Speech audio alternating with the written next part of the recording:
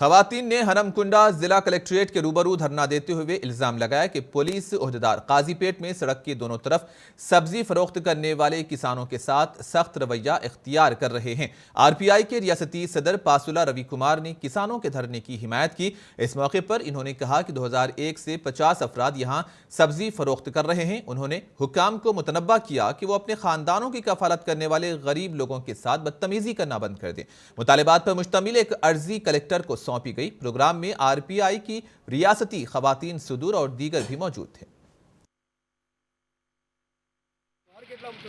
వాళ్ళకి గిట్టుబాటు ధర కల్పించేది పోయి వాళ్ళని అక్కడ అమ్మకుండా చేస్తూ ఉన్నావు కాబట్టి మా పార్టీ ఆధ్వర్యంలో పెద్ద ఎత్తున ఆందోళన చేసి వారికి న్యాయం జరిగేంత వరకు కూడా మేము వాళ్ళ పక్షాన ఉండి పోరాడతామని పాపం ఒక్కొక్కరు కూడా బిడ్డల పిల్లలు ఉన్నారు, కష్టాలు పడుతున్నాం, మేము అప్పుల పాలైనాం, మేము కూరగాయలు అమ్ముకుంటే కనుక మరి మేము బాగుపడతాం, మేము చిట్టీలు కడతాం, మరి మేము ఉన్నటువంటి బ్యాంకులలో ఉన్నటువంటి అప్పులు జరుపుకొని మరి మళ్ళీ బ్యాంకులో అప్పులు తీసుకొని మా పిల్లల పైసలు జరిపించుకున్నాం అంటే నువ్వు పనిచేయకుండా చేస్తున్నావు।